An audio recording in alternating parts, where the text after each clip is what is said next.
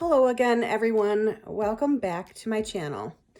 So if you all remember, about a week ago, I posted a video called Watering My Hoyas and Succulent Plants.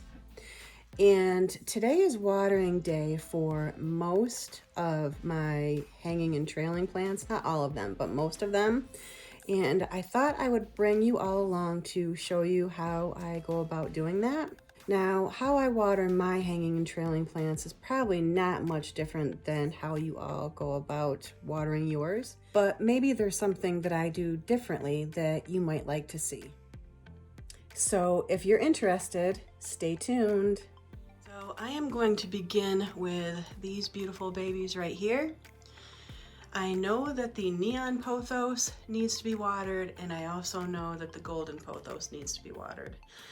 Last night when I checked the neon, the level was about, I think it was around a 4, and I know that the golden pothos, I checked it last evening, and it is at about a 1, which is kind of critical, and some of the leaves are starting to wilt a little bit.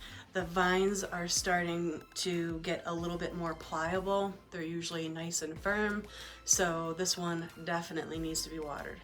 The Marble Queen is still at about a 7 on my moisture meter, so I'm going to leave that one for now. So we're going to begin with these two right here. I'm going to take them down and take them over to my kitchen sink. Okay, if we check this plant with the moisture meter,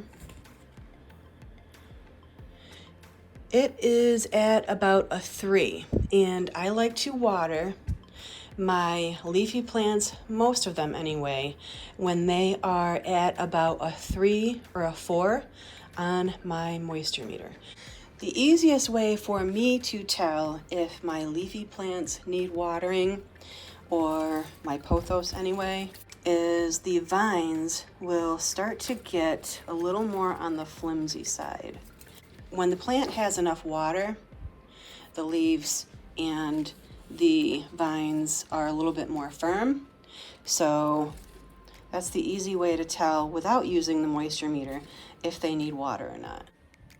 Okay, so I've placed the plant in the right side of my sink. That way I can have the vines and the trails hanging over into the left-hand side. And when I do take my hanging plants down to basically rinse off the foliage, I like to use this mixture, the typical mixture that you might use for spider mites, and I just spray the plant down just to wash off the leaves a little bit. Now I don't do this every single time, just when I want to dust off the leaves or clean the leaves up. If I'm just watering the plants, then I will bring them over to the kitchen sink, give them a little bit of water, and then I will hang them up. But today I am cleaning off the leaves. I make sure that my water is about room temperature, and then I spray the plant down.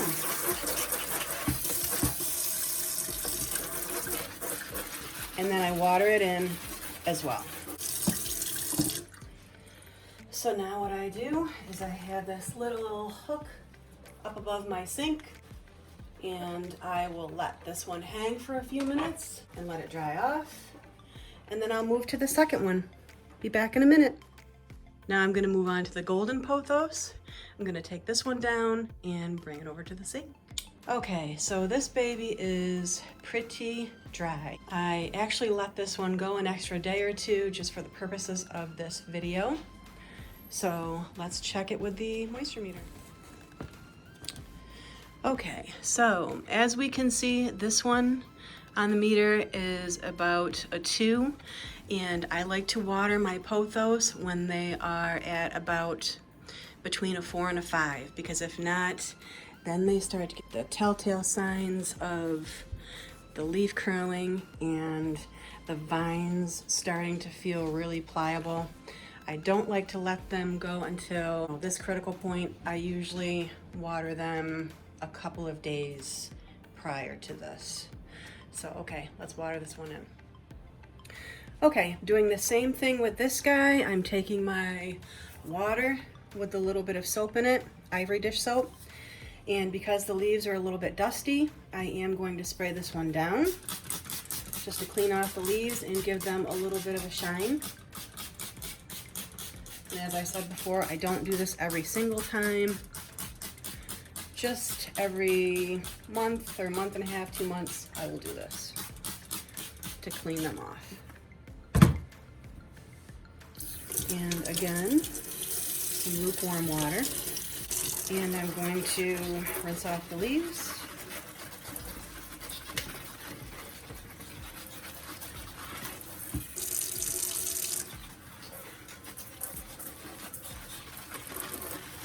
Make sure they're all clean. Now I'm going to water the plant in.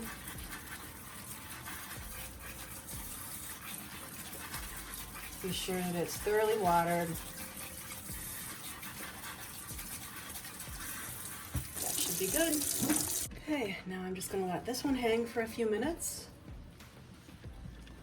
till it drains out, dries off a little bit, and then I will hang this one back up. And then we'll move on to the Okay, so all of the plants in my living room that needed watering have been done, and now I am moving on into my sunroom.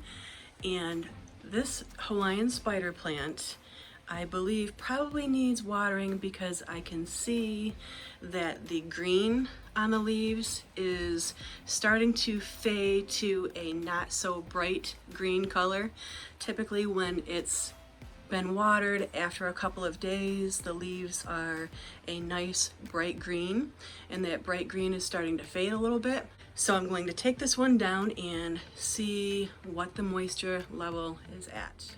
This plant is also, I think, getting too big for this pot. I did repot it in the beginning of spring this past year, but because it has grown so much, I think it is going to need repotting once again. So let's see where the moisture level is at on this one. Let's see here. Okay, so this one is pretty much at a 1. So this one is definitely in need of watering. So let's get that done. Okay, so with my spider plants, I don't give them tap water only because from what I have found in my own experience, they are a little bit sensitive to my tap water. So I use distilled water and I just bring them out to the sink. I water them in.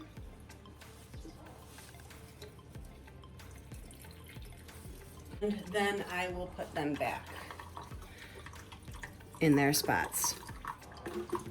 When I have my spider plants out into the kitchen, I also look for any browning tips that they may have, and if I see any, then I'll cut them off at the time that I'm watering them.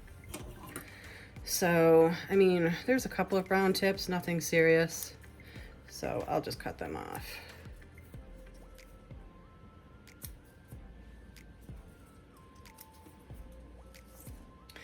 Nothing serious on this one right now, so it looks pretty good. So, okay, I'm just gonna let this drain for a couple of minutes, and then I'm gonna put this one back and move on to the next. Okay, so this is my Tradescantia Brina, and pretty sure this one needs water. I think I checked it last night, and I wanna say it's pretty dry. We are between a 2 and a 3, so I'm gonna go ahead and water this one. Now, with these Tradescantias, because they are prone to getting crispy bits and being a little bit sparse at the base of the plant, at least for me it is, I'm just going to go ahead and water this one in. I'm not going to spray the foliage down. It doesn't look too dusty. And also, I just don't want to put the extra added weight of the water onto the vines, just because it is a little bit more sensitive of a plant. So yeah, I'm just going to water this one in. I am probably going to have to repot this one in the springtime as well, because it does seem to be drying out quite fast, which I'm really surprised because this is a pretty good size pot. So anyway, I'm gonna let this one drain and then I'm gonna put this one back in its spot. And since this one does dry out pretty quickly, I am going to make sure that the soil is pretty saturated. So I'm gonna water it through 1 second time. Okay, so I think the last hanging basket that I'm going to water for today is this Peperomia Scandens variegata. And it looks like on the moisture meter it's about a 2. So I am gonna go ahead and water this one in. Peperomias can be susceptible to overwatering and root rot. So I'm not going to completely saturate this plant. I'm just going to give it a pretty good drink is all. Because like I said, they can be susceptible to root rot and we don't want that. Okay, so that's it for this plant. And when I water my plants out in my sunroom, what I like to do, if I don't feel like I need to bring them out into the kitchen, I'll just put a little catch plate underneath the pots and let the water drain through, and then I'll hang them back up. Okay, my friends, I think I am going to wrap this video up here.